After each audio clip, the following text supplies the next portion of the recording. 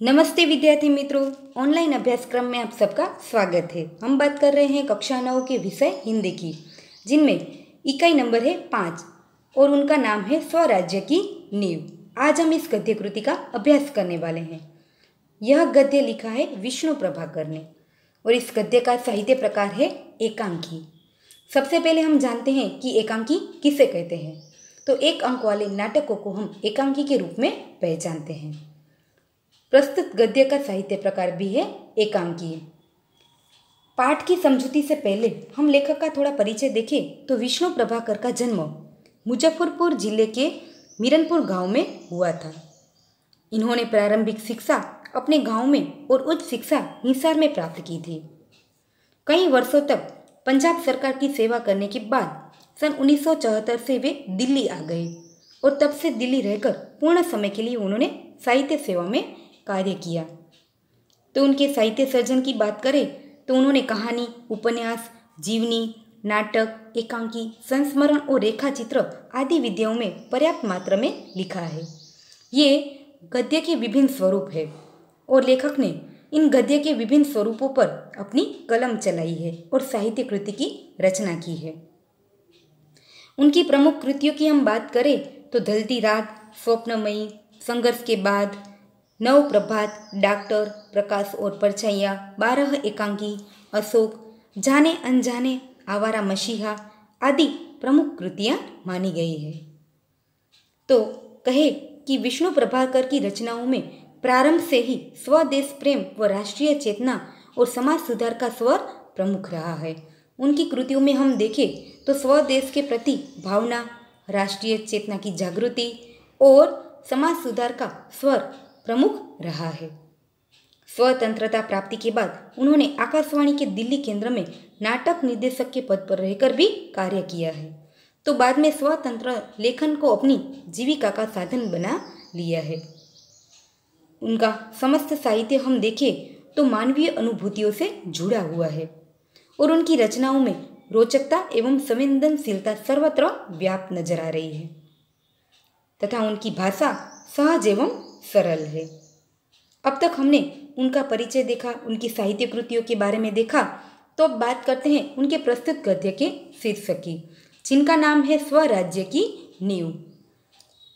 शीर्षक की बात हम करें तो 1857 का सैनिक विद्रोह स्वतंत्रता संग्राम का प्रथम विद्रोह माना जाता है, जो स्वतंत्रता संग्राम की नींव बना, जिसमें झांसी की रानी, मुंदर, जूही, तात्या, रघुनाथ राव आदि ने अपनी देशभक्ति का परिचय दिया था और वे नींव के पत्थर बन गए थे।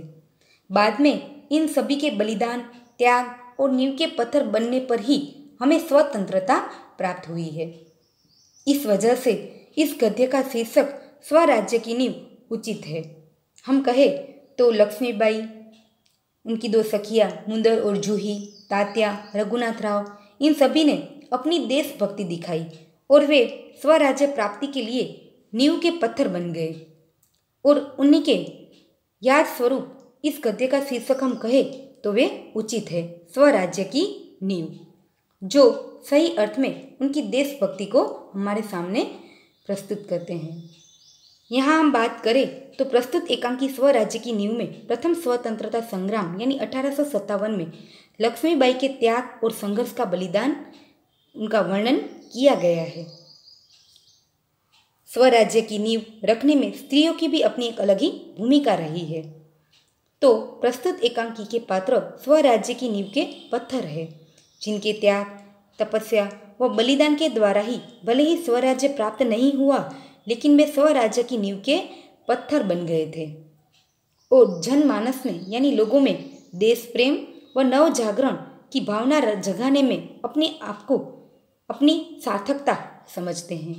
तो इनके आधारित हम कहें तो इस गद्य का शीर्षक स्वराज्य की नींव उचित है।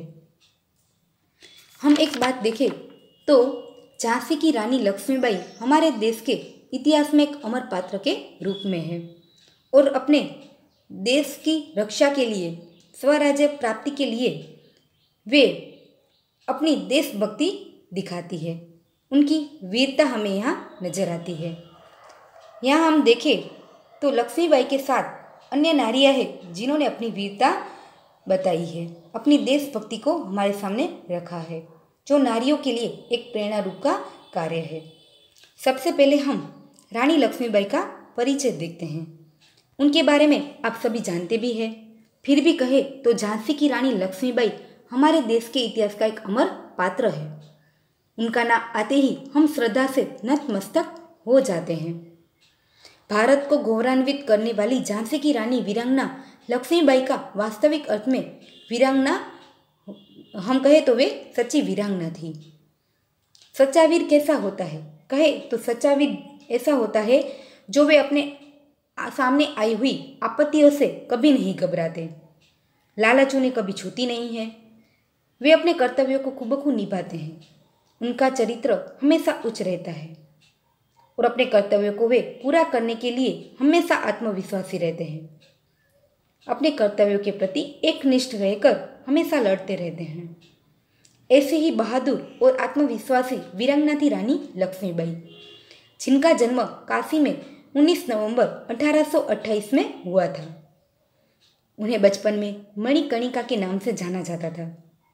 तो हमने पहले ही देखा कि 1857 की क्रांति की सबसे बड़ा नाम हम देखें तो झांसी की रानी लक्ष्मीबाई की वीरता की श्रेणी में उनका नाम सबसे ऊपर है।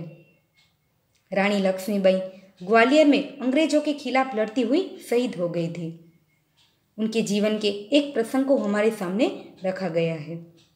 तो लक्ष्मीबाई की वीर गाथा महिलाओं के लिए एक प्रेरणा स्रोत का कार्य करती है। हम कहे तो उनके जीवन के एक प्रसंग को यहाँ एकांकी के द्वारा हमारे सामने रखा है। यह था रानी लक्ष्मीबाई का परिचय। तो पाठ के अन्य पात्रों का परिचय देखें तो वे हैं मुंदर और जूही, जो लक्ष्मीबाई की दो सखियां हैं। वे देशभक्त थी और देश के लिए हमेशा प्रयत्नशील रहती थी। देशभक्ति की रक्षा के लिए उन्होंने अपनी वीरता को यहाँ दिखाया है और कहे तो महिलाओं के लिए वे भी प्रेरणा स्रोत रूप कार्य करती है। दूसरी ओर बात करें तो है तात्या। तात्या भारत के प्रथम स्वाधीनता संग्राम के एक मुख्य सेना नायक थे। सन 1858 में महान विद्रोह में उनकी भूमिका सबसे महत्वपूर्ण और प्रेरणादायी थी। सन 1857 के विद्रोह की शुरुआत हुई तो जल्दी ही क्रांति की चिंगारी उत्तर भारत में चारों ओर फैल गई थी। ऐसे वीर तात्या सेना में हैं, फिर भी उनमें अनुशासन नहीं नजर आ रहा है, इसलिए लक्ष्मीबाई इस गद्य में हमें चिंतित नजर आ रही है। तो बात करते हैं रघुनाथ राव की। वे मराठा साम्राज्य के पेशवा थे। मराठों के उदय में उनका बड़ा योगदान था, उनकी महत्वपूर्ण भूमिका रही थी। रघुनाथ राव ने भारत भर में मराठों के प्रभाव को बढ़ाने में उनकी श्रेष्ठ भूमिका रही हुई है। तो एक है सेना नायक। यहाँ हमने पात्रों का परिचय देखा। अब बात करते हैं कि वे स्वराज्य की नींव के पत्थर किस तरह बन गए हैं, जो बात हमें यहाँ लेखक ने एकांकी के द्वारा समझाई है। एक अंक वाले नाटक यानी एकांकी होने से यहाँ रंगमंच का दृश्य हमारे सामने रखा गया है। रंगमंच पर युद्ध भूमि का दृश्य है। कैंप कहीं पास ही लगा हुआ है, यानी तंबू कहीं आसपास ही लगे हुए हैं। महारानी लक्ष्मीबाई के तंबू का एक भाग नजर आ रहा है। पर्दा उठने पर महारानी लक्ष्मीबाई अपनी सखी जूही के साथ उत्तेजित अवस्था में मंच पर प्रवेश करती है और दोनों लाल कुर्ती के सैनिकों की वेशभूषा में सज है। यहाँ रंगमंच का दृश्य है। तंबू कहीं आसपास लगे हुए हैं। महारानी के तंबू का एक भाग नजर आ रहा है। दोनों उस समय देश की परिस्थिति की बातचीत करते हुए क्या कर रही है, यानी जूही और लक्ष्मीबाई इस गद्य की शुरुआत में देखें तो देश की व्यवस्था पर बातचीत करती है और रंगमंच पर प्रवेश करती है। अपनी वेशभूषा में, यानी युद्ध की तैयारियां के लिए वे हमेशा तत्पर रहती है, तो अपनी वेशभूषा में सज होकर रंगमंच पर उपस्थित हुई है और लक्ष्मीबाई जूही से अपनी चिंता प्रकट करती है। लिखा है, उन्होंने कहा कि मेरे देखते देखते क्या से क्या हो गया जूही। झांसी, कालपी, ग्वालियर कहाँ गई? हम कहे तो यहाँ कुछ शहरों के नाम है। झांसी उत्तर प्रदेश में स्थित एक शहर है। बुंदेलखंड के अंतर्गत वे आता है। तो ग्वालियर हम कहें वे भारत के मध्य प्रदेश के राज्य का प्रमुख नगर है। कालपी उत्तर प्रदेश के जालोर जिले में स्थित एक नगर है।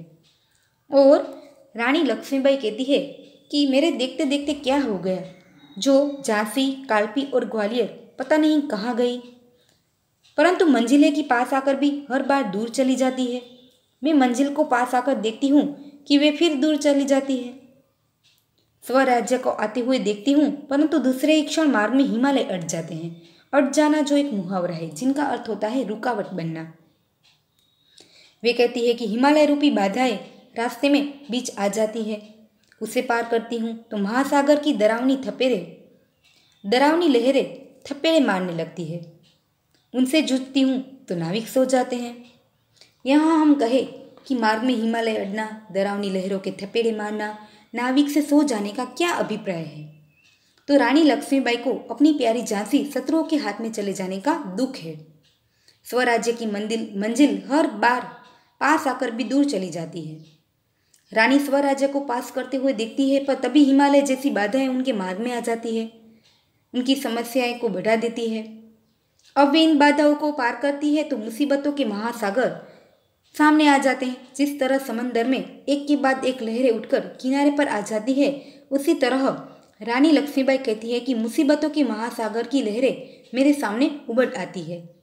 और जब उनको पार करने के लिए मैं प्रयत्न करती हूँ तो देखती हूँ कि बीच राह पर मेरे नाविक सो रहे हैं, यानी अपनी जिम्मेदारियों से विमुख होकर ऐसो आराम में मशगूल हो गए हैं।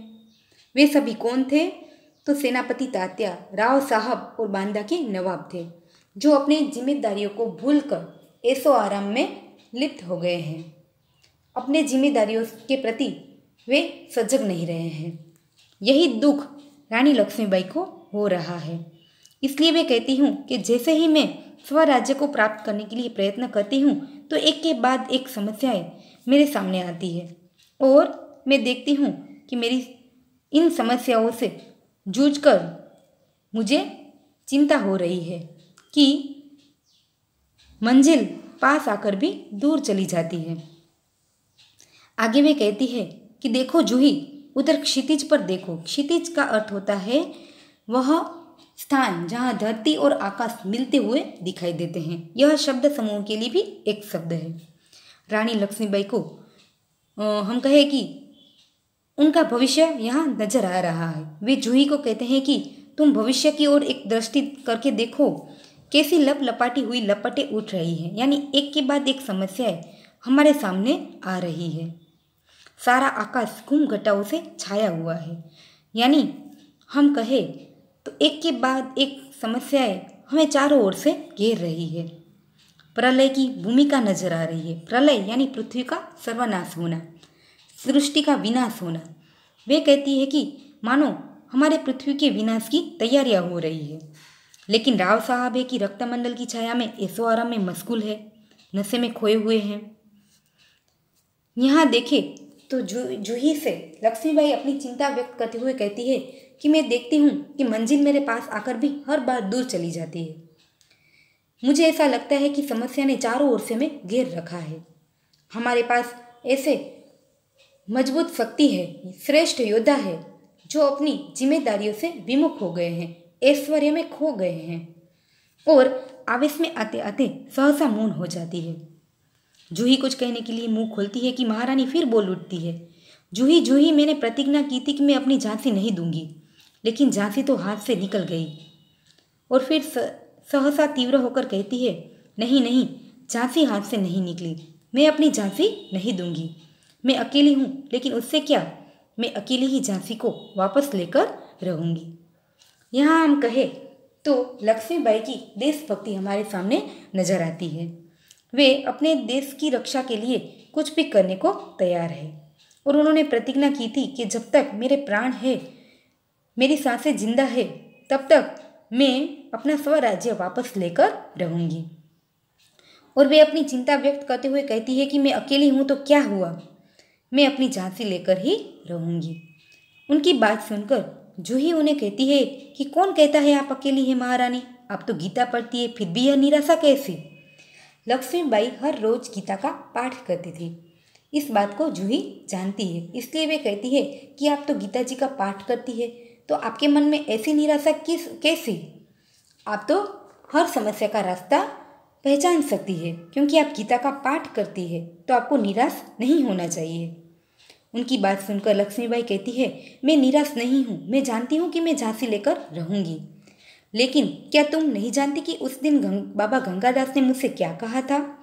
विद्यार्थी मित्रों, बाबा गंगादास ने इन नारियों को जो संदेश दिया था वे हमें 2 मार्क्स के प्रश्न में पूछा जाता है कि उन्होंने कौन सा संदेश दिया था, तो उनका उत्तर हमें यहाँ प्राप्त होता है। उन्होंने इन नारियों को कहा था कि जब तक हमारे सामने छुआछूत और ऊंच नीच का भेद मिट नहीं जाता, जब तक हम विलास प्रियता को छोड़कर जनसेवक नहीं बन जाते, तब तक हमें स्वराज्य नहीं मिल सकता। छुआछूत की हम बात करें तो उच्च कक्षा के वर्ग निम्न कक्षा के व्यक्तियों को छूते नहीं थे। उनके मन में उनके प्रति अलग ही विचारसरणी थी और जब गलती से भी उन्हें छू जाते थे तो उन्हें अशुभ मानते थे। तो बाबा गंगादास कहते हैं कि हम सबके मन में इस छुआछूत की जो भावनाएं हैं, भेद है, ऊंच नीच अमीर गरीब घोले कारे का जो भेद है वे दूर नहीं हो जाता। हमारे मन में ऐसा विचार दूर नहीं हो जाता जब तक हम ऐशो आराम को छोड़कर जन सेवक यानी लोगों के सेवक नहीं बन जाते, तब तक हमें हमारा स्वराज्य वापस नहीं मिल सकता। यदि हमें उन्हें प्राप्त करना है तो वे 3 गुणों के आधारित ही प्राप्त हो सकता है। वे 3 गुण कौन कौन से हैं ये उन्होंने यहाँ बताया है कि यदि हमें हमारे स्वराज्य को वापस लेना है तो हमें केवल सेवा, तपस्या और बलिदान के गुणों को अपनाना होगा। उन्होंने कहा कि हमारे मन में छुआछूत ऊंच नीच का जो भेदभाव है वे मिट नहीं जाता। हम विलास प्रियता यानी मौज शौक को छोड़कर लोगों के सेवक नहीं बन जाते, तब तक हमें स्वराज्य वापस नहीं मिल सकता। यदि हमें हमारे स्वराज्य को प्राप्त करना है तो हमें तपस्या, सेवा और बलिदान के गुणों को अपनाना होगा, तभी हमें हमारा स्वराज्य वापस मिल सकता है। उनकी बात सुनकर जूही यहाँ बहुत ही अच्छी बात समझाती है, लेकिन महारानी उन्होंने यह भी तो कहा था कि स्वराज्य प्राप्ति से बढ़कर है स्वराज्य की स्थापना के लिए भूमि तैयार करना। भूमि तैयार करना यानी आधार बनाना, भूमि का तैयार करना। यदि हमें कोई इमारत बनानी है तो सबसे पहले हम क्या करेंगे, उनकी भूमि का तैयार करेंगे। उस इमारत को खड़ा करने के लिए पूर्व आयोजन बनाएंगे, यानी उनके नींव को मजबूत करेंगे ताकि लंबे समय तक वह इमारत सुरक्षित रह सके। तो इस तरह वे कहते हैं कि यदि हमें स्वराज्य को प्राप्त करना है तो स्वराज्य प्राप्ति से बढ़कर स्वराज्य की स्थापना के लिए आयोजन करना, पूर्व तैयारियां करना, उनकी भूमिका तैयार करना। और फिर कहते हैं कि स्वराज्य की नींव का पत्थर बनना। यदि उन कार्य के लिए हमें हमारे प्राण को भी न्यौछावर करने पड़े तो भी हमें तैयार रहना होगा। और जूही आगे कहती है कि उन्होंने हमें यह भी कहा था कि फिर सफलता और असफलता तो वे देव के हाथ में है, यानी कि इस कार्य में फिर हमें सफलता मिले या तो असफलता, वे तो ईश्वर के हाथ में है। लेकिन नींव के पत्थर बनने से हमें कौन रोक सकता है, वे तो हमारा अधिकार है। जूही लक्ष्मीबाई से समझाती है कि आप निराश मत होइए। बाबा गंगादास ने हमें यह भी कहा था कि यदि स्वराज्य प्राप्ति हमें प्राप्त करनी है तो उनसे बढ़कर है उनकी नींव के पत्थर बनने के लिए तैयार रहना। हमें सफलता मिले असफलता वे तो ईश्वर के हाथ में है, परंतु स्वराज्य प्राप्ति के नींव के पत्थर बनने के लिए हमें कोई नहीं रोक सकते और वे तो हमारा अधिकार भी है। यहाँ जूही की बात में हम कहें तो एक सच्ची देशभक्ति हमें नजर आती है। वे अपने देश की सुरक्षा के लिए अपने प्राण को भी त्यागने के लिए तैयार है। उनकी बात सुनकर रानी लक्ष्मीबाई अपनी चिंता कुछ समय के लिए भूल जाती है और मुस्कुराकर प्रसन्न होकर कहती है कि शाबाश मेरी कर्नल, तुम लोगों से मुझे यही आशाएं हैं। जिस स्वराज्य की नींव तुम जैसी नारियां बनने जा रही है वह निश्चय ही महान होगा। मुझे इस बात की चिंता नहीं है कि वह मेरे जीवन काल में आता है या नहीं आता, लेकिन मुझे इस बात का दुख अवश्य है कि हमारे पास शक्ति है फिर भी हम कैसे हैं, दुर्बल है, कमज़ोर है। हमारे पास तात्या जैसे सेनापति है फिर भी हमारी सेना में कोई अनुशासन या नियम नहीं है।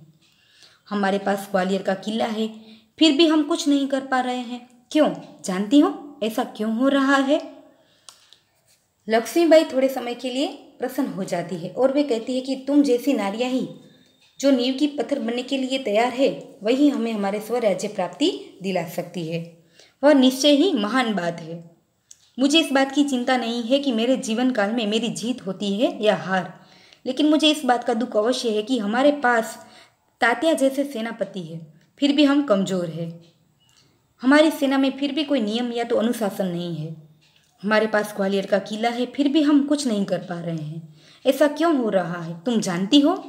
उनका उत्तर देते हुए जूही कहती है, जानती हूँ महारानी, हम क्योंकि विलासिता में डूब गए हैं, हम मौज शौक में डूब गए हैं, इसलिए हम हमारी जिम्मेदारियों से भ्रष्ट हो गए हैं। हम इसी वजह से कमज़ोर होते जा रहे हैं। तभी मुस्कुराती हुई मुंदर वहाँ प्रवेश करती है। मुंदर देशभक्ति की एक मिसाल है। उनकी वीरता यहाँ प्रशंसनीय है और कहे कि वे लक्ष्मीबाई की सखी है और उनके सुख दुख में हमेशा उनकी सहभागी रहती है।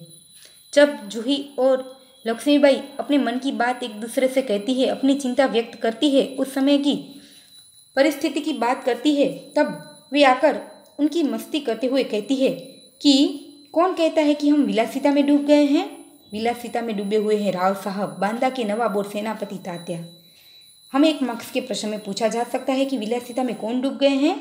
राव साहब, बांदा के नवाब और सेनापति तात्या। मुंदर कहती है कि अब भी कुछ नहीं बिगड़ा है, हम विलासिता में नहीं डूबे हैं। हम हमारी ओर से और प्रयत्न कर सकते हैं और हमारे स्वराज्य को प्राप्त कर सकते हैं। हम विलासिता में नहीं डूबे हैं। विलासिता में तो राव साहब, बांदा के नवाब और सेनापति तात्या डूब गए हैं। वे अपनी जिम्मेदारी भूल गए हैं। हम हमारी जिम्मेदारियों से आज भी सजग हैं। हम विलासिता में नहीं डूबे हैं, हम अभी भी कुछ कर सकते हैं। उनकी बात सुनकर सहसा यानी तुरंत जूही कहती है, नहीं मुंदर, सेनापति नहीं। मुंदर मुस्कुराती हुई उनका उत्तर देती है कि ओह समझी, तुम तो उनका ही पक्ष लोगी। तब जूही उनका उत्तर देते कहती है दृढ़ स्वर में, यानी अपने स्वर को मजबूत कर कर, मैं उसका पक्ष नहीं लेती, लेकिन जो सत्य तथ्य यानी सत्य है उनको छिपाया नहीं जा सकता। सरदार तात्या राव साहब को अपने तन मन का स्वामी मानते हैं, यानी अपने शरीर और मन से राव साहब को वे स्वामी मानते हैं। यहाँ पर मुंदर जूही की मुंदर है वह सेनापति तात्या को ऐसो आराम में खोए हुए बताती है, तो उनकी बात सुनकर जूही क्रोधित हो जाती है और सेनापति तात्या का पक्ष लेती है, क्योंकि वे सेनापति तात्या को प्रेम करती है, उन्हें अपना स्वामी मानती है। तब मुंदर उनकी मजाक करते हुए कहती है कि ओह तुम तो उनका ही पक्ष लोगी। तब जूही नाराज हो जाती है और मजबूत स्वर में कहती है कि हाँ, मैं उन्हें अपना स्वामी मानती हूँ, परंतु मैं उनका पक्ष नहीं लेती हूँ। जो सत्य बात है उनको छिपाया नहीं जा सकता, क्योंकि तात्या राव साहब को अपने तन मन से स्वामी मानते हैं। बिना उनकी आज्ञा के वे कुछ नहीं कर पा रहे हैं। यही सत्य बात है, इसलिए हम नहीं कह सकते कि वे ऐसो आराम में लिप्त हो गए हैं, अपनी जिम्मेदारियों को भूल गए हैं। तब उनकी बात सुनकर मुंदर कहती है, और तुम उनको अपना स्वामी मानती हो? फिर वे उनकी मजाक करती है। उनकी बात सुनकर जूही कहती है कि हाँ, मैं उनको अपना स्वामी मानती हूँ, मानती रहूँगी, लेकिन उनसे पहले अधिक मैं महारानी को अपना स्वामी मानती हूँ और महारानी से भी बढ़कर अपने देश को अपना स्वामी मानती हूँ। देश के लिए मैं सरदार को भी ठुकरा सकती हूँ, मैं तो उन्हें ठुकरा भी चुकी हूँ।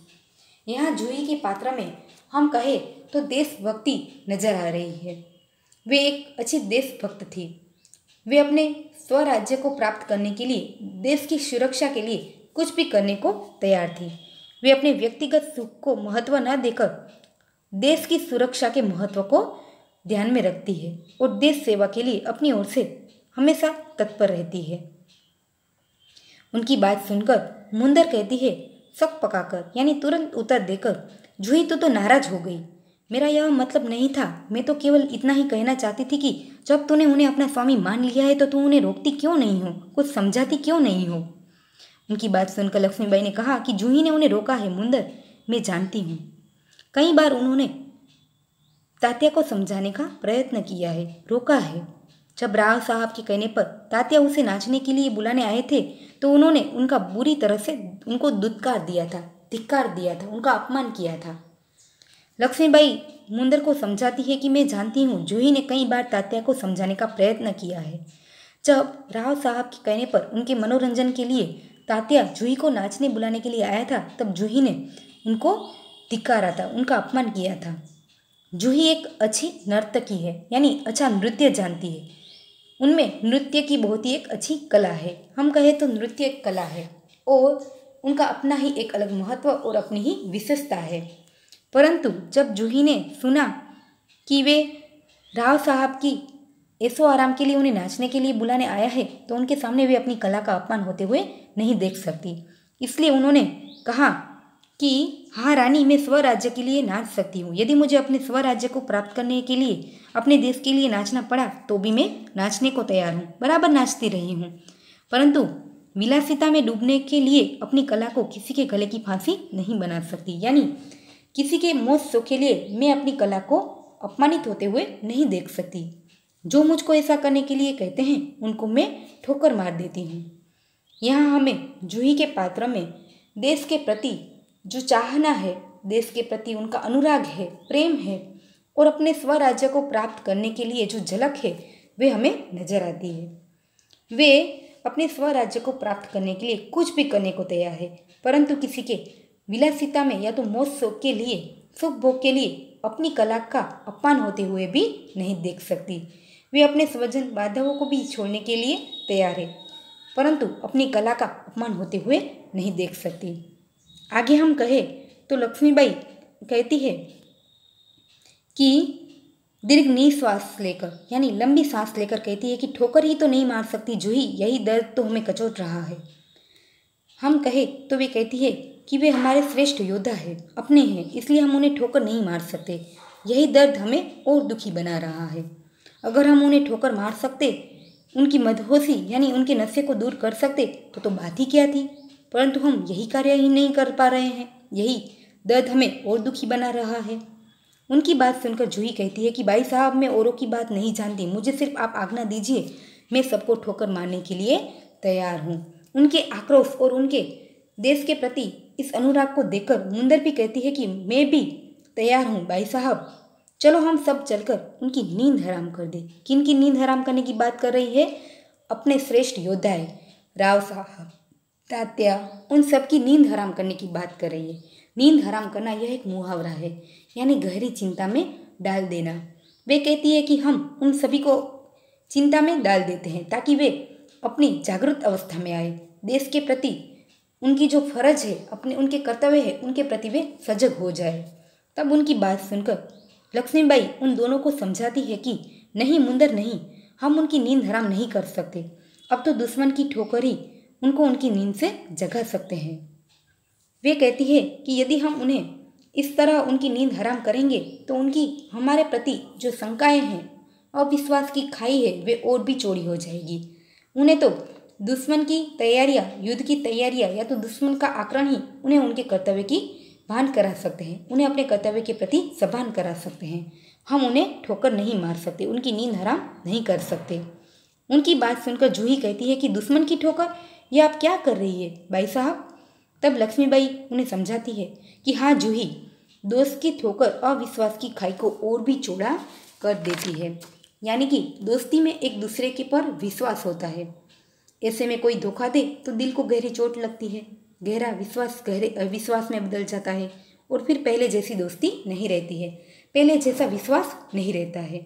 यहाँ पर लक्ष्मीबाई ने उन दोनों को बात करते हुए रिश्ते की, संबंधों की अहमियत को हमारे सामने रखा है और वे रिश्ते की अहमियत को समझाती है कि यदि व्यक्ति को अपने संबंधों को, अपने रिश्तों को संभाल कर रखना है, उन्हें बनाए रखना है, तो उन्हें क्या करना होगा? एक दूसरे के विश्वास को जीतना होगा। ऐसे कोई कार्य नहीं करना है कि एक दूसरे के प्रति अविश्वास की खाई और गहरी हो जाए। यदि दोस्त की एक दूसरे के प्रति अविश्वास की खाई बढ़ गई तो वे फिर एक दूसरे को शंका की दृष्टि से ही देखेंगे। और लक्ष्मीबाई आगे कहती है कि क्या तुम नहीं जानती कि इस वक्त हम एक दूसरे को किस दृष्टि से देख रहे हैं? हम एक दूसरे को शंका की दृष्टि से देख रहे हैं। ऐसी स्थिति में मेरे कुछ कहने से शंकाओं की घटा और भी बढ़ जाएगी, यानी यदि मैं उन्हें इस वक्त कुछ समझाने जाऊंगी तो हम लोगों के प्रति उनकी शंकाएं और बढ़ जाएगी, उनका हमारे प्रति अविश्वास और बढ़ जाएगा। और इसलिए वे कहती है कि दुश्मन की ठोकर ही अब उन्हें अपने कर्तव्यों से सजग करा सकती है। उनकी बात सुनकर मुंदर कहती है कि लक्ष्मीबाई की बात सही है। यहाँ तीनों के बातचीत में हमें रिश्ते के महत्व को समझ में आता है। और मुंदर कहती है कि बाई साहब ठीक कहती है, शंकाएं अविश्वास पैदा करेगी और अविश्वास से उत्पन्न निराशा को दूर करने के लिए पायल की झंकार और झनक उठेगी। श्रीखंड और लड्डुओं पर जान देने वाले ब्राह्मणों के आशीर्वाद का स्वर और भी तेज हो उठेगा। उन्होंने कहा कि राव साहब, बांदा के नवाब आदि रानी के सहयोगी लेकिन संकुचित दृष्टि के व्यक्ति थे। वे अपने अपने स्वार्थ के लिए रानी लक्ष्मीबाई के साथ जुड़े थे। उनमें न देश प्रेम था और न एक दूसरे के प्रति विश्वास। वे एक दूसरे को शंका की दृष्टि से देखते थे। ऐसे में स्वराज्य स्थापना की बात उनमें परस्पर अविश्वास बढ़ा सकती थी और अविश्वास उनमें निराशा पैदा करता और फिर उससे उत्पन्न दुख दूर करने के लिए फिर राग रंग में यानी सुख भोग या तो ऐश्वर्य में लिप्त हो जाते, खो जाते। इसलिए मुंदर कहती है कि लक्ष्मीबाई की बात सही है। यदि हम उन्हें कुछ भी समझाने जाएंगे तो उनकी शंकाएं हम पर और भी बढ़ जाएंगी और इस शंका के दुख से लिप्त होकर वे फिर और ऐशो आराम में खो जाएंगे और हमारे हाथ से हमारा स्वराज्य चला जाएगा। और वे बात कर रही है, तीनों एक दूसरे से बात कर रही है। कहीं दूर से सहसा कहीं दूर तोपों का स्वर उठता है, यानी दुश्मनों ने आक्रमण कर दिया है और तोप चलाकर युद्ध के लिए अपनी तैयारियां साबित कर रहे हैं, दिखा रहे हैं। तो इस तरह तोपों की आवाज़ें सुनाई दे रही है। रंगमंच पर चारों ओर तोप की गर्जन होने लगती है। तुरंत वे तीनों चिंतित हो जाती है और लक्ष्मीबाई जूही से कहती है कि ये तोप खाने की आवाज़ कैसी आ रही है। लगता है दुश्मन हम पर आक्रमण करने के लिए अपनी तैयारियां दिखा रहे हैं। तो उन्होंने लक्ष्मीबाई ने जूही के कहा कि और जूही, तू अगर तात्या को खोज सके तो तुरंत उन्हें यहाँ आने के लिए कह। अभी भी कुछ नहीं बिगड़ा है। यदि वे अपना सहयोग देंगे तो हम हमारे स्वराज्य को वापस प्राप्त कर सकते हैं। उनकी बात सुनकर जूही कहती है, खोज क्यों नहीं सकती? आपकी आज्ञा होने पर तो मैं उन्हें पाताल से भी खींच कर ला सकती हूँ। पाताल से खींच कर लाना यह एक मुहावरा है जिनका अर्थ होता है कि किसी इच्छित वस्तु को कहीं से भी ढूंढ कर लाना। वे कहती है कि उन्हें खोज क्यों नहीं सकती? आपकी आज्ञा हो तो मैं उन्हें कहीं से भी ला सकती हूँ। जाने को वे मुड़ती है कि रघुनाथ राव तेजी से वहाँ प्रवेश करते हैं। जब दुश्मन का आक्रमण सामने आ चुका है, दुश्मन युद्ध के लिए अपनी तैयारियां दिखा रहे हैं, तब वे अपने कर्तव्यों के प्रति सभान हुए हैं। दुश्मन का आक्रमण उन्हें अपने कर्तव्यों के प्रति सभान बना देते हैं और वे दुश्मनों की इन तैयारियों को देखते हुए रानी लक्ष्मीबाई से बात करने के लिए आए हैं। उन्हें दुश्मनों के इस आक्रमण की तैयारियों का संदेश देने के लिए आए हैं और वे आकर कहते हैं कि महारानी, आपने सुना? लक्ष्मीबाई कहती है, क्या रघुनाथ राव? तब रघुनाथ राव कहते हैं कि महारानी, जनरल रोज की सेना ने मुरार में पेशवा की सेना को हरा दिया। जनरल रोज एक अंग्रेज व्यक्ति था जिन्होंने मुरार में पेशवा की सेना को हरा दिया था। यह बात सुनकर जूही घबरा जाती है, कांप कर कहती है, क्या पेशवा की सेना हार गई? तब उन्हें लगा कि अब हमारी हार भी शायद निश्चित न हो जाए। और उस वक्त लक्ष्मीबाई कहती है कि पेशवा की सेना हार गई, यह अच्छा ही हुआ। अब पेशवा की आंखें खुलेगी। आंखें खुलना यह एक मुहावरा है जिनका अर्थ होता है कि सत्य समझ में आएगा। वे कहती है कि अब पेशवा को सत्य क्या है यह समझ में आएगा। रघुनाथ, अपनी सेना को तैयार होने की आज्ञा दो। रोज ग्वालियर के किले को नहीं ले सकेगा। लक्ष्मीबाई रघुनाथ राव को युद्ध की तैयारी करने के लिए आज्ञा देती है और वे कहती है कि रोज ने पेशवा की सेना को भले ही हरा दिया, लेकिन वे हमसे हमारा ग्वालियर का किला नहीं छीन सकता। वे हमसे ग्वालियर नहीं छीन सकता। उनकी बात सुनकर रघुनाथ राव कहते हैं, मैं जानता हूँ वह कभी यह नहीं कर सकेगा। मैं अभी सेना को कुछ यानी युद्ध करने के लिए तैयार करता हूँ। मैं केवल आपको सूचना देने के लिए आया था। और फिर वे जाता है। लक्ष्मीबाई उनको जाते हुए देखती है। चिंतित अवस्था में वे कहती है, और जूही, तुम भी जाओ, तात्या को ढूंढ कर लाओ। और सहसा बाहर देखती है तो वे कहती है, लेकिन ठहरो, शायद सेनापति तात्या इधर ही आ रहे हैं। और तात्या को आकर देखते हुए उन्होंने कहा कि बाहर देखकर कहा। जूही ने बाहर देखा तो कहा कि जी हाँ, ये तो सरदार तात्या ही है। तुरंत सरदार तात्या का वहाँ रंगमंच पर प्रवेश होता है। लक्ष्मीबाई के सामने वे उपस्थित होते हैं। तब उन्हें देखकर लक्ष्मीबाई कहती है कि कहिए ये सरदार तात्या, आज आप इधर कैसे भूल पड़ गए? आप आज इधर हैं जब सब कुछ हमारे हाथ से चला गया है, तब आप अपने देश के प्रति सजग हुए हैं। वे उन्हें व्यंग्य में फटकारती है। उनकी बात सुनकर तात्या कहता है कि भाई साहब, मैं किसी के लिए सरदार हो सकता हूँ, परंतु आपके लिए तो आपका सेवक हूँ। उनकी बात सुनकर लक्ष्मीबाई व्यंग्य से कहती है कि इतने बड़े सेनापति को इस प्रकार एक नारी के सामने झुकते लज्जा नहीं आती, शर्म नहीं आती? वे आगे कहती है कि खैर ठीक है, छोड़ो इस बात को, अभी भी कुछ नहीं बिगड़ा है। यह तुम्हारी विनम्रता है, तुमने विनम्रता के धर्म को निभाया है। लेकिन यह तोपों की आवाज़ कैसे आ रही है? कौन सा उत्सव मना रहे हो? शायद चाटुकारों में जागीर बांटना खत्म नहीं हुआ है? यानी तुम्हारे साथ खोए हुए, ऐशो आराम में खोए हुए व्यक्तियों को और भी कुछ देना बाकी नहीं रह गया है? तात्या कहता है, भाई साहब, आपको हमें लज्जित करने का पूरा अधिकार है, हम इसी योग्य है, लेकिन जो कुछ हो रहा है उनको तो आप जानते ही हैं। उनकी बात सुनकर लक्ष्मीबाई उन्हें और व्यंग्य में कहती है, शायद ब्रह्म भोज के उपलक्ष्य में तोपें चल रही है। उपलक्ष्य यानी उद्देश्य, हेतु। श्रीखंड और लड्डुओं के लिए शक्कर की कमी तो नहीं हो पड़ गई? लक्ष्मीबाई उन्हें व्यंग्य में कहती है कि क्या बात कह रहे हो? तुम्हारे चाटुकारों के लिए घी शक्कर की कमी तो नहीं रह गई? यानी मौज शौक में कोई कमी तो नहीं रह गई? उनकी बात सुनकर जूही इन दोनों की परिस्थिति को संभालते हुए कहती है कि सरकार, इस बार आप इन्हें माफ़ कर दीजिए। जूही यहाँ तात्या का पक्ष लेती है क्योंकि वे सच बात को जानती थी कि तात्या रघुनाथ राव को अपना स्वामी मानता है, बिना उनके आदेश से वे कुछ नहीं करता था। इसलिए वे उनका पक्ष लेती है और उन्हें माफ़ कर देने के लिए लक्ष्मीबाई को समझाती है। तात्या व्यग्र होकर कहता है, भाई साहब, आप यूँ हमें कब तक फटकारती रहेगी?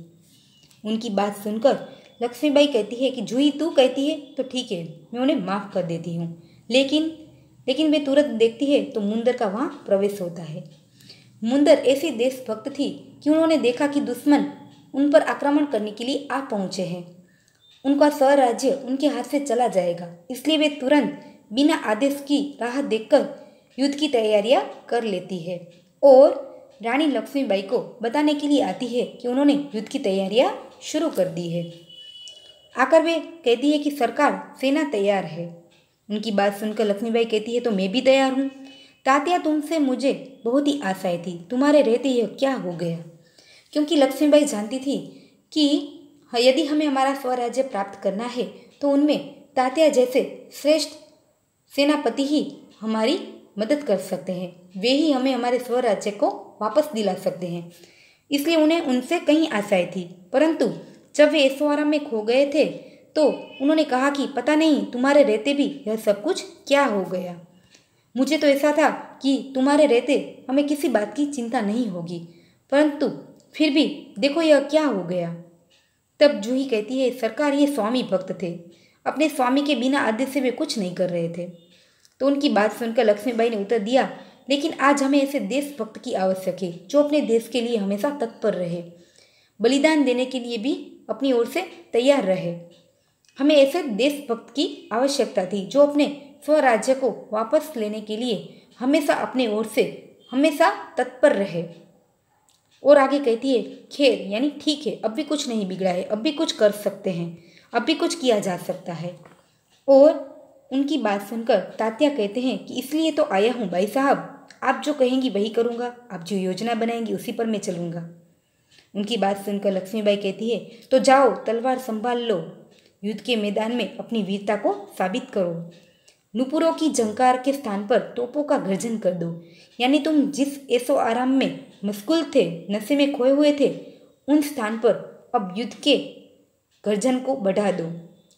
नृत्य संगीत में जिस तरह तुम खोए हुए थे, उनकी जो आवाज़ें आ रही थी, उस पर अब तुम्हें युद्ध की तैयारियां दिखानी है, अपनी वीरता को बताना है, वहाँ पर तोपों का गर्जन करना है, दुश्मनों को हराना है।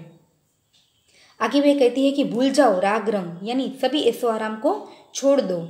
याद रखो, हमें हमारे स्वराज्य को वापस लेना है, हमें रणभूमि में मौत से जूझना है। मौत से जूझना यह एक मुहावरा है, यानी साहस से मौत का सामना करना है। हमें दुश्मनों के सामने युद्ध में लड़ना है, हमारी वीरता को कलंकित होने से बचाना है।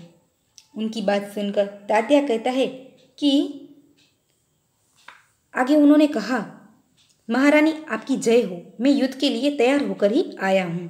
तब लक्ष्मीबाई ने कहा, जानती हूँ कि तुम युद्ध की तैयारी के लिए ही आए हो, लेकिन सेनापति इस बार यह याद रखना कि यदि दुर्भाग्य से विजय प्राप्त न हुई, यानी हमारी जीत न हुई, तो तुम्हें सेना और सामग्री दोनों को दुश्मन के घेरे से निकालकर ले जाना है। यदि इस युद्ध में हमारी जीत हुई या हार, यदि हमें विजय प्राप्त न हुई, तो तुम्हें दुश्मन के घेरे से हमारी सेना और सामग्री को बचाकर दूर ले जाना है। उनकी बात सुनकर तात्या कहते हैं कि ऐसा ही होगा भाई साहब, आप चिंतित ना रहे। लक्ष्मीबाई कहती है कि तात्या, मेरा मन कहता है कि यह मेरे जीवन का शायद अंतिम युद्ध है। जीत होगी या हार, मुझे किसी बात की चिंता नहीं है। चिंता तो केवल इस बात की है कि हमारी वीरता कहीं कलंकित न हो जाए, यानी दुश्मनों के सामने हमारी वीरता हार ना जाए, उनकी बदनामी ना हो। मैं नहीं जानती कि मेरी जीत होगी या नहीं, शायद यह मेरे जीवन का अंतिम युद्ध है। उसमें जीत होगी या हार, उनकी मुझे चिंता नहीं है, परंतु युद्ध के मैदान में हम सबकी वीरता कहीं कलंकित न हो जाए, उनकी बदनामी ना हो। उनकी बात सुनकर तात्या कहता है कि भाई साहब, वीरता आपको पाकर धन्य है। आप जैसी नारियां जो अपनी देशभक्ति दिखा रही हैं, देश के प्रति अपना सब कुछ त्याग रही है, तो वीरता आपको पाकर धन्य है। आपके रहते कलंक हमारी छाया को छू भी नहीं सकेगा। आप इतनी वीर है, इतनी वीरता दिखा रही है कि वीरता आपको पाकर धन्य है, और उनके सामने कलंक हमें कभी छू भी नहीं सकेगा। ऐसा कहकर वे उन्हें आज्ञा प्राप्त करने के लिए कहता है और कहता है, प्रणाम, मैं युद्ध के लिए जा रहा हूँ। उनकी बात सुनकर लक्ष्मीबाई उनका उत्तर देती है, प्रणाम तात्या, मैं सीधी युद्ध भूमि में जा रही हूँ, तुम कहीं देर मत करना। तात्या चला जाता है। फिर मुंदर कहती है कि सरकार, आज मैं बराबर आपके साथ रहूँगी। मुंदर यहाँ अपनी वीरता दिखाती है। युद्ध भूमि में वे लक्ष्मीबाई का सहयोग देना चाहती है, उनके साथ रहना चाहती है, और वे कहती है कि यदि मुझे अपने प्राण भी त्यागने पड़े, उनके लिए भी मैं तैयार हूँ, परंतु हम हमारे स्वराज्य को प्राप्त करके रहेंगे। तो जूही कहती है, मैं तोप खाना संभालूंगी। तोप खाने को संभालना यह कठिन कार्य है, फिर भी जूही यहाँ अपनी देशभक्ति दिखाती है कि वे देश की सुरक्षा के लिए कुछ भी कर सकती है। तो लक्ष्मीबाई अंतिम में कहती है, और हम सब मिलकर या तो स्वराज्य को प्राप्त करके ही रहेंगे या स्वराज्य की नींव का पत्थर बन जाएंगे। यदि हमें स्वराज्य प्राप्त नहीं हुआ, तो स्वराज्य की नींव का पत्थर बनकर लोगों के मन में देश के प्रति जागरूकता फैलाएंगे और नींव का पत्थर बन जाएंगे। इस तरह हम कहें तो इस गद्य का शीर्षक उचित है। आगे वे तीनों हर हर महादेव का उच्चारण करती है। रंगमंच पर हम देखें तो तीनों हर हर महादेव का उद्घोष यानी उच्चारण करती है।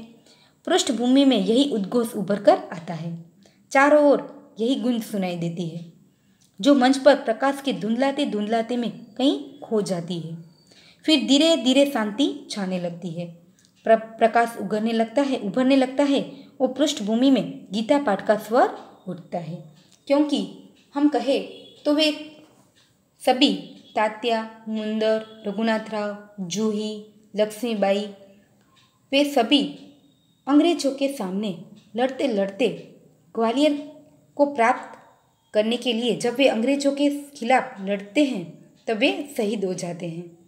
उन्हें स्वराज्य तो प्राप्त नहीं होता है, परंतु वे इस युद्ध में लड़ते लड़ते शहीद हो गए और स्वराज्य की नींव के पत्थर बन गए, और उनके इस बलिदान के स्वरूप ही हमें बाद में स्वतंत्रता प्राप्त हुई। तो हम कहें कि चारों ओर लक्ष्मीबाई जो गीता का पाठ करती थी, रंगमंच पर उनका ही अंत में स्वर सुनाई देता है।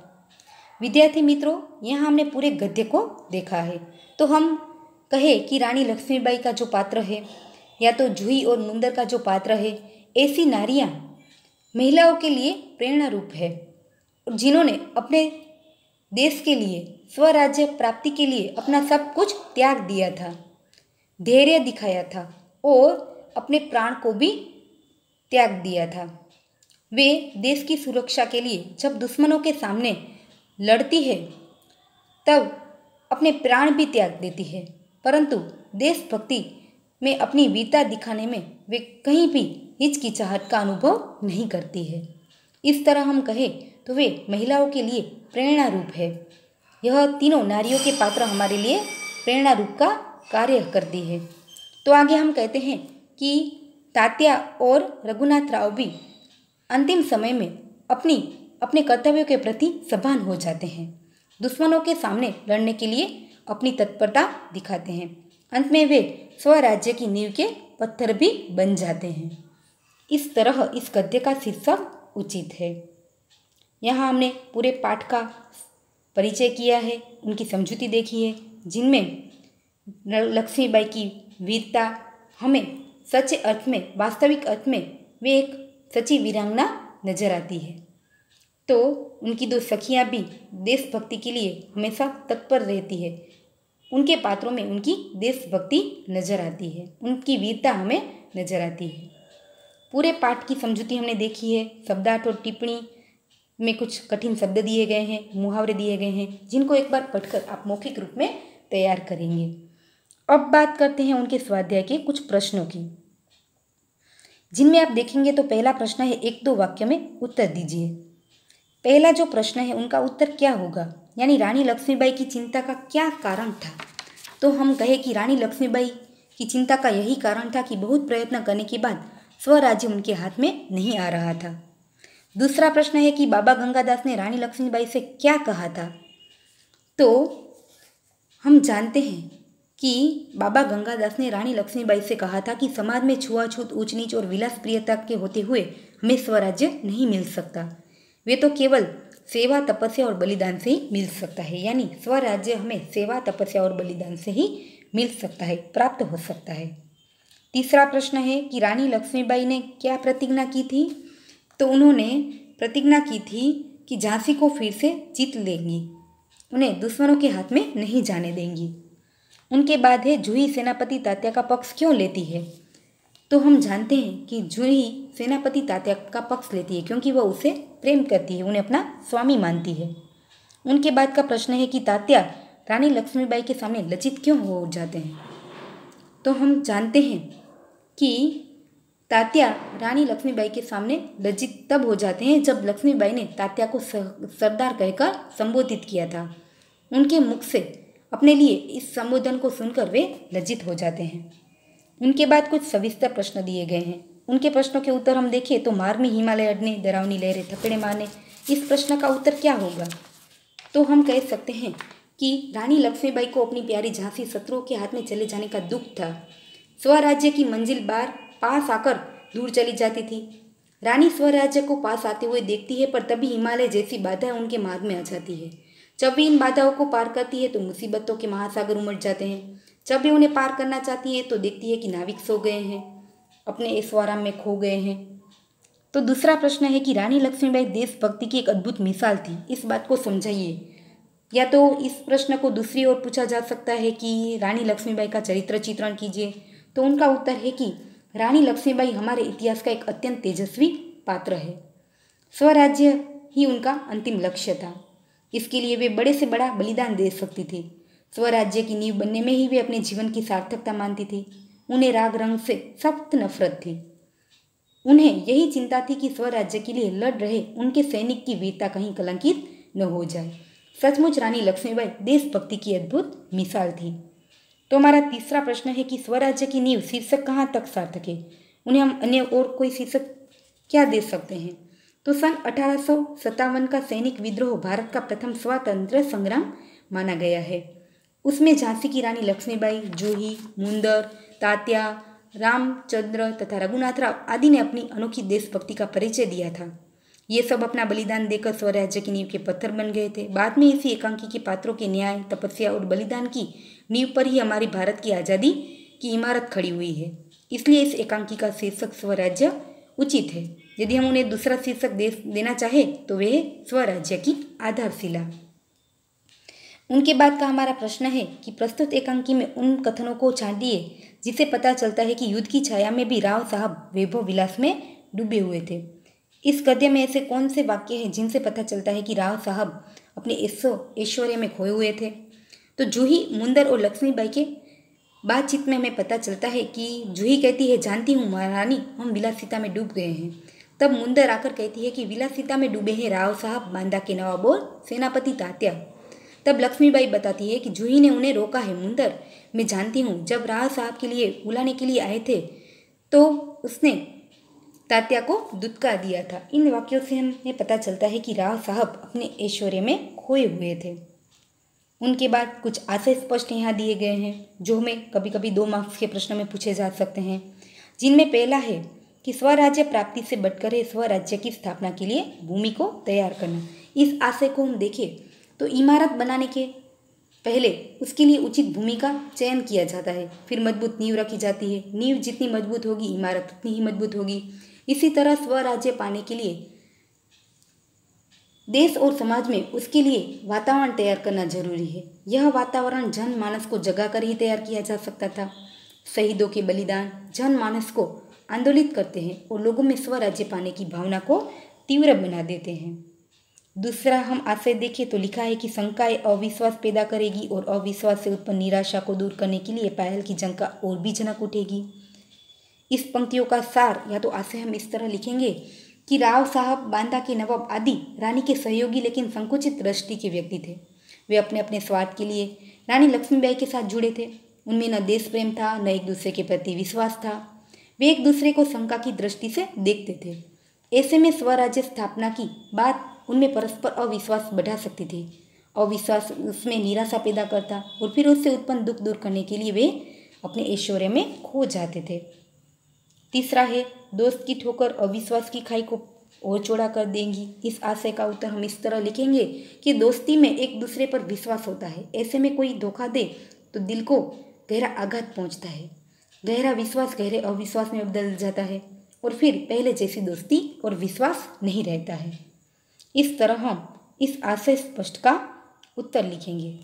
उनके बाद आप देखेंगे तो कुछ रिक्त स्थान दिए गए हैं जिनके उत्तर आप अपनी पाठ्य पुस्तक में पेंसिल से ही लिखेंगे।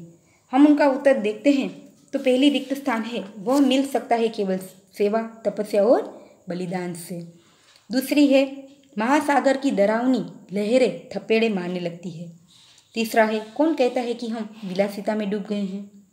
चौथी रिक्त स्थान का उत्तर होगा, मैं स्वराज्य के लिए नाच सकती हूँ, जो जूही उचारती है। उनके बाद है, हमारी वीरता कलंकित न हो पाए। इस तरह इस रिक्त स्थान के उत्तर आप अपनी पाठ्य पुस्तक में पेंसिल से लिखेंगे। उनके बाद कुछ शब्द समूह यहाँ दिए गए हैं जिनको पढ़कर मौखिक रूप में आप तैयार करेंगे। यह हमारा शब्द समूह के शब्द है और उनका उत्तर है, तो आप इनको पढ़कर मौखिक रूप में याद रखेंगे। उनके बाद है कि उदाहरण के अनुसार शब्द बनाइए। यह व्याकरण का एक ऐसा टॉपिक है जिन्हें आप 8वीं कक्षा में पढ़ चुके हैं। यहाँ उपसर्ग की बात की गई है। उदाहरण को हम देखें तो है राज्य, जिनका कोई ना कोई अर्थ है, परंतु नया शब्द बनाने के लिए उनके आगे कुछ उपसर्ग जुड़े गए हैं और उन दोनों को मिलाने से नया शब्द बना है स्वराज। उपसर्ग क्या होते हैं? उपसर्ग वे लघुतम शब्दांश होते हैं जिनका अपना कोई अर्थ नहीं होता है, परंतु किसी निश्चित अर्थ वाले शब्द के पूर्व यदि उन्हें लगा दिया जाए तो नए शब्द और नया अर्थ हमें प्राप्त होता है। तो इस तरह हमें यहाँ कुछ शब्द दिए गए हैं, उनसे नए शब्द बनाने हैं। देश के आगे हम लगा दें स्व तो नया शब्द होगा स्वदेश। भाव के आगे लगाए स्व तो स्वभाव। तंत्र के आगे स्व लगाएंगे तो स्वतंत्र। जन के आगे स्व लगाएंगे तो स्वजन। इस तरह हम नए शब्द का निर्माण कर सकते हैं। तो उनके बाद है कि उदाहरण के अनुसार शब्द बनाइए। सुंदर ता तो सौंदर्य, तो सूर सूरता और शौर्य, धीर धीरता और धैर्य, उदार उदारता और औदार्य, स्थिर स्थिरता और स्थैर्य। इस तरह हम नए शब्दों की रचना कर सकते हैं। विद्यार्थी मित्रों, यहाँ पर हमारा यह पाठ समाप्त होता है। हमने पूरे पाठ की समझूती देखी है, उनके स्वाध्याय के प्रश्नों की चर्चा की है और इस गद्य के जितने पात्र हैं वे किस तरह स्वराज्य की नींव के पत्थर बन गए उनका परिचय हमने यहाँ देखा है। उनके इन अनुभवों को हम कभी भूल नहीं सकते। या तो उन्होंने जो देश के प्रति गौरवपूर्ण कार्य किया है उनको हम कभी भूल नहीं सकते और सच्चे अर्थ में वे स्वराज्य की नींव के पत्थर बन गए थे और अपनी देशभक्ति को दिखाया था। और नारियों ने भी देशभक्ति में अपनी वीरता को दिखाया था। वे सच्चे अर्थ में देशभक्त थी। इस बात को हमने इस गद्य के माध्यम से समझा है। तो आप क्या करेंगे, इस गद्य के स्वाध्याय के प्रश्न के उत्तर अपनी नोटबुक में लिखेंगे। पूरा पाठ एक बार पढ़कर उनकी समझूती प्राप्त करेंगे। नमस्ते, थैंक यू।